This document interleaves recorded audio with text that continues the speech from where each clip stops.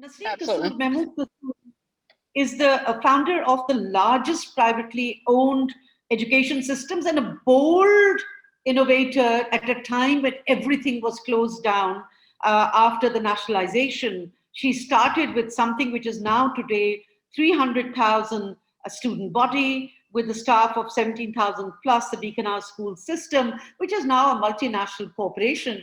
But her heart is of platinum. The way she is a giver, the way she's looked at the responsibility of the industry. And she received the Sitara Isar Award from the government of Pakistan in 2006 for her philanthropic work and humanitarian contributions. She received the Women Power 100 Award in London. My God, she's always mentioned in the topmost successful business women, industry women in Pakistan, as is Jahanara, of course. But she received the Fatma Jinnah Awards in 2014 in recognition of her meritorious services as a social sector entrepreneur. And of course, she's inspired so many in the way she's transformed private sector education, but she's also looked at how she can support other social sector and social enterprise initiatives. 62% of Beaconhouse employees are women. Nasreen, how we need your voice in just about and your ideas when it comes to gender equality, and what has been your experience during the pandemic, and how you are what are your thoughts on how we can promote gender equality in Pakistan through industry, through education, through social enterprise? Over to you, Mona. Thank you, Bella. Thank you for having me there. It's always nice to be on your seminars. They're always interesting. And this one is a subject which is very close to my heart, and that is women. You know, when I started working, can you hear me? Can you hear me, Bella? Yes, we can hear you very well. We can hear All you. right, because I'm not very familiar with this laptop. So, anyway, when I started working, my first experience of working was with women. So I didn't know what should I say, any better or any worse. I only worked with women because it was mostly women who were in primary education, and it was a primary school that I started. So my entire cohort of colleagues were women. And I was very impressed by them. As a matter of fact, most of them gave me a complex because I thought they were so much smarter than I was, and they did everything so much better than I did, because I didn't have that sort of experience of working. And I learned a lot from them. I think I taught them very little, but I learned a lot from them. It was as time went on that I realized how effective women are.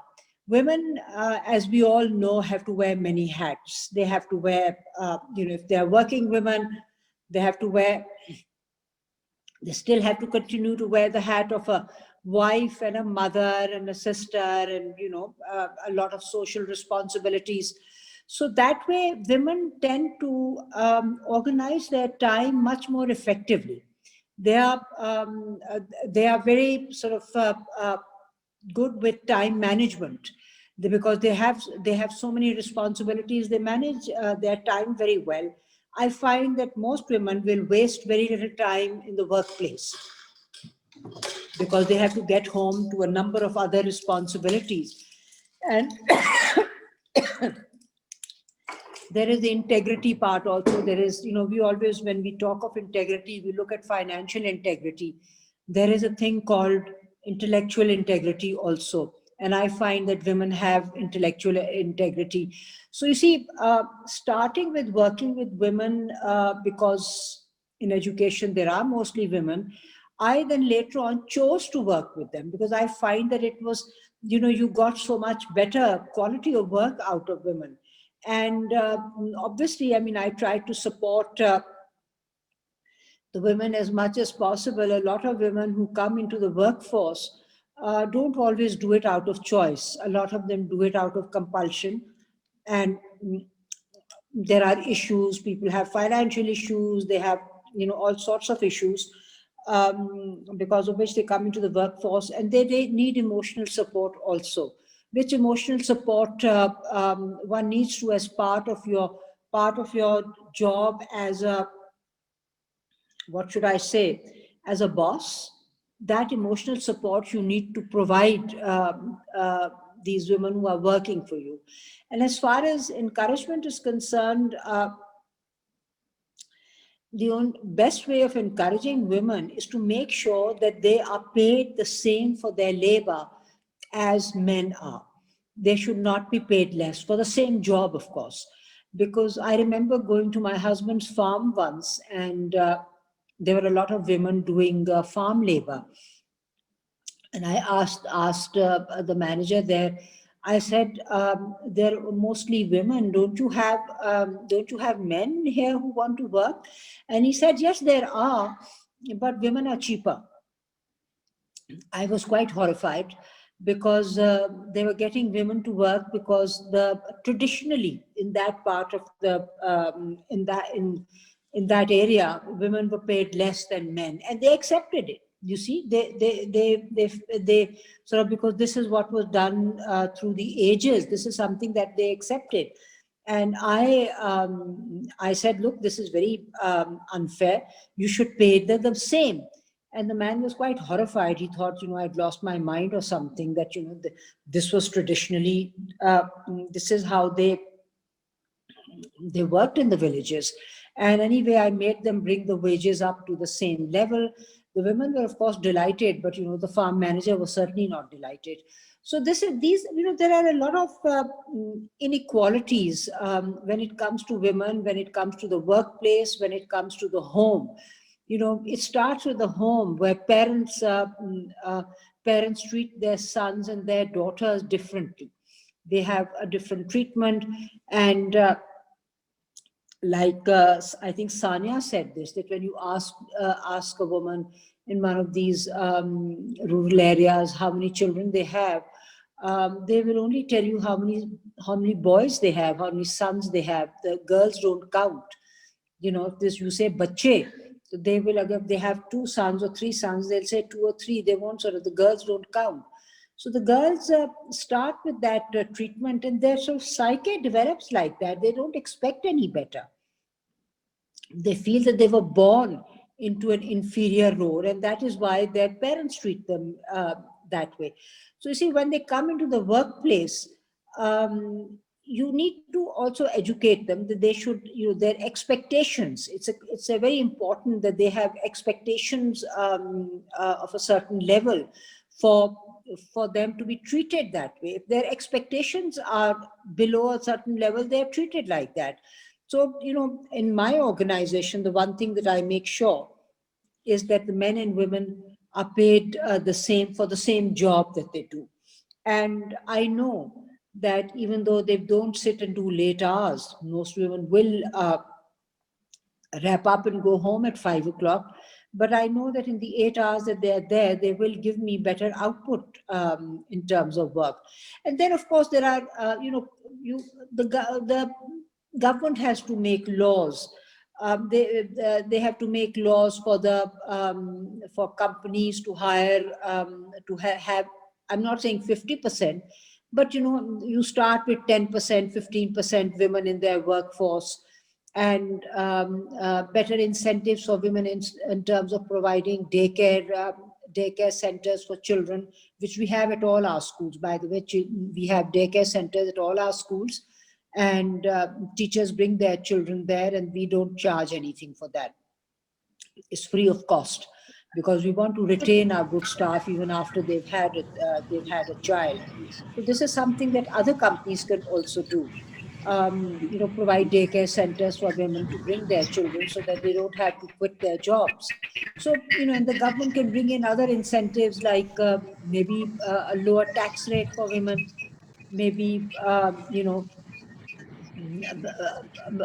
a discrimination policy, maybe.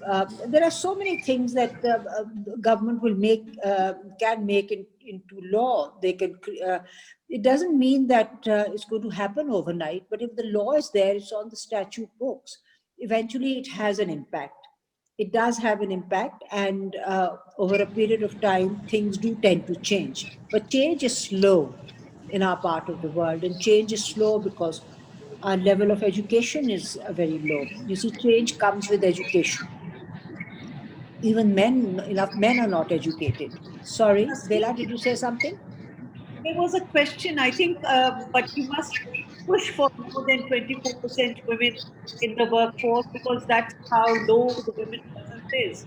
But a question that came up many times and they were asking is that whether being a multinational corporation, having presence in many countries, you have possibilities for Pakistani, your workforce from Pakistan, and especially women, to serve abroad in your other enterprises and schools in Bangladesh or Malaysia or other places? UAE Um, or UK?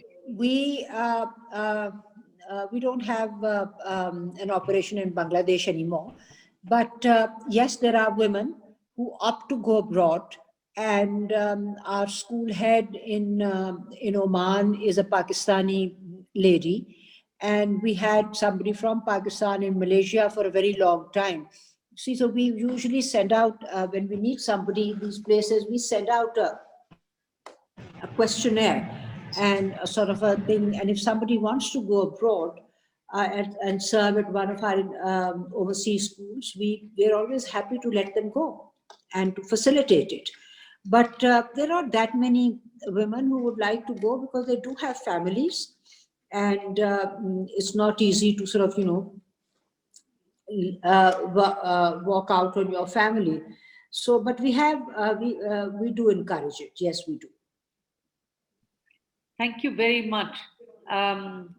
Sorry, I did cut you if you wanted to wrap up your conversation. But one of the big issues is that how do you see your amazing organization be able to leverage gender equality in for the more disadvantaged women? I know you're working on several initiatives, but especially the COVID initiative and what you're doing with Janara, the schools which may be not as elitist or not as well off as the Beaconhouse schools, but want to have exposure to Nest.io type of initiatives. Would there be any appetite to support such initiatives, even as a demonstration to begin with? Well, Women yes, in there is technology and appetite for enterprise. support. There certainly is appetite for support. I mean, we would very much like to do that. When it comes to the underprivileged, then you're talking about the underprivileged women mostly. Not because you see, when it's underprivileged, there are when they're underprivileged, even boys are underprivileged, not just the women. So we have our initiatives. We have initiatives all over Pakistan. We have these schools that we have adopted in Gujranwala. There's 48 schools, and it's boys and girls, those schools, and these are underprivileged schools. And these schools we are running very successfully for the last 4 or 5 years. So this is our CSR initiative. We have adopted a school in this place in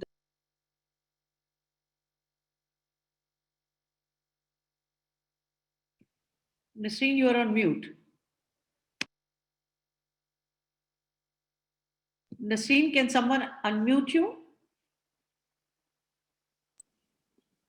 Can you hear me now? Yes. Now I can I hear don't know you. what happened. Thank you. It muted on its. Thank you so much, Nasreen. This was so important, and you're an inspiration to millions in Pakistan. You're a beacon of light, of being bold and being and working at scale again, and thinking beyond Pakistan as well. And we hope that you'll continue to be in that leadership role. And you have already created thousands of leaders in your network, and we hope that we'll be able to count upon them and count upon your offer to maybe try this pilot with Janara and girls in enterprise, particularly in high schools of Pakistan that are not so privileged as some of the Beaconhouse We schools have may worked be. with Jahara before also, I think. Yes, My son Kasim knows her very I well. know. I know her well too. And Sabine, of course, I knew. she was like a daughter, Sabine. It was so tragic what happened. And Zach has Yes. been he's like a buddy. He's somebody I've known practically all my Oh, working life. no, the work is amazing, and I think this is such a great community of practice. Thank you for being with us. I know you have to leave, and and we'll move on. But this is certainly not a sufficient conversation. But we are really privileged to have had you today in this conversation today. Shukriya bahut bahut Nasreen, and hope to catch up with you later. And we'll follow up on some of these ideas with you if you permit us, so that we can walk the talk, as Certainly, we say certainly, here, dear. for gender equality. Thank you.